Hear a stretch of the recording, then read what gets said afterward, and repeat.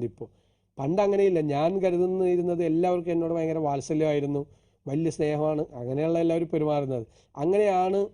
എന്നാൽ ഞാൻ ചിന്തിക്കട്ടെ, രാഷ്ട്രീയ ലാഭത്തിന് വേണ്ടിയിട്ടോ വ്യക്തിപരമായ ലാഭത്തിന് വേണ്ടിയിട്ടോ ഏറ്റവും എളുപ്പം ഇപ്പോഴത്തെ കാലത്ത് വിധേയരായി ജീവിക്കുകയാണ്.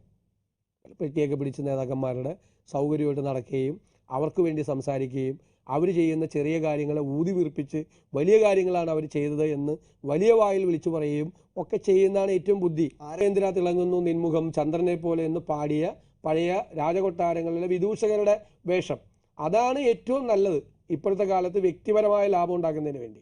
ഞാൻ നിയമസഭയിൽ പ്രതിപക്ഷത്തിരുന്നപ്പോൾ ഉമ്മൻചാണ്ടിയുടെ പുറകിൽ രണ്ടാം നിരയിൽ ഏറ്റവും പ്രധാനപ്പെട്ട സ്ഥാനത്ത് തന്നെ ഇരുന്നിരുന്ന ആളാണ് ഞാൻ. പാർലമെന്ററി പാർട്ടി ഭാരവാഹിയായിരുന്നു പ്രതിപക്ഷത്തിരുന്നപ്പോൾ. അതിൻ്റെ മുന്നണി പോരാളിയായിട്ട് നിന്നിരുന്ന ആളാണ്. ഇന്ന് ഞാൻ കോൺഗ്രസ് ബെഞ്ചിലെ ഏറ്റവും പുറകിലാണ് ഇരിക്കുന്നത്. അതിനൊരു വ്യത്യാസമുണ്ട്. അത് പാർട്ടി പറഞ്ഞ് അവിടെ ഇരിക്കാൻ പറഞ്ഞു, അല്ലെങ്കിൽ ചില ആളുകൾ തീരുമാനിച്ചു ഏറ്റവും പുറകിലത്തെ ബെഞ്ചിൽ ഇരുത്തേണ്ട ആളാണ് എന്ന് തീരുമാനിച്ചു. എനിക്ക് പ്രയാസങ്ങളൊക്കെ ഉണ്ടായി ആദ്യം, പക്ഷെ ഇപ്പം എനിക്ക് പ്രയാസമൊന്നുമില്ല. പുറകിൽ ഞാൻ കേരളത്തിൽ മുഴുവൻ സഞ്ചരിച്ച് അണികൾ ഉണ്ടാക്കാൻ ശ്രമിച്ചിട്ടുള്ള ഒരാളല്ല. എനിക്ക് അങ്ങനെ അണികൾ ഉണ്ടാകണമെന്ന് താല്പര്യമുള്ള ഒരാളല്ല. കേരളത്തിലൊരു ഗ്രൂപ്പ് ഉണ്ടാക്കണം, പല പേരുകളും നമ്മൾ കേട്ടു, ആവശ്യമില്ലാത്ത പേരുകൾ. അങ്ങനെ ഒരു ഗ്രൂപ്പിൻ്റെ പേരിൽ സ്ഥാനമാനങ്ങൾ വാങ്ങിച്ചെടുക്കണം.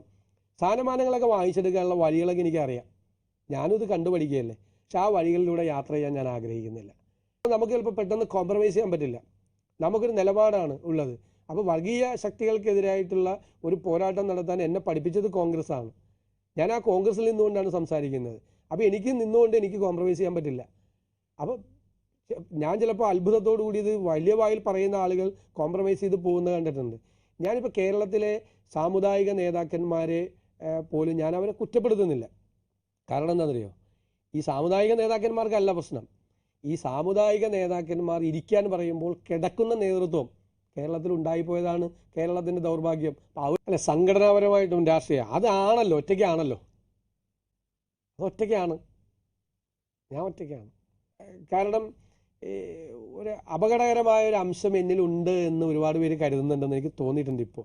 പണ്ട് അങ്ങനെയില്ല. ഞാൻ കരുതുന്നിരുന്നത് എല്ലാവർക്കും എന്നോട് ഭയങ്കര വാത്സല്യമായിരുന്നു, വലിയ സ്നേഹമാണ്, അങ്ങനെയുള്ള എല്ലാവരും പെരുമാറുന്നത്.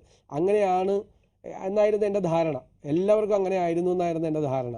എനിക്ക് അതുകൊണ്ട് വലിയ വകഭേദങ്ങളൊന്നും ഉണ്ടായിരുന്നില്ല. എല്ലാവരോടും വലിയ കാര്യവും താല്പര്യവും അടുപ്പവും ബന്ധമൊക്കെ ഉണ്ട്. അതിപ്പോഴും ഞാൻ നന്നായി തുടരുന്നുണ്ട്.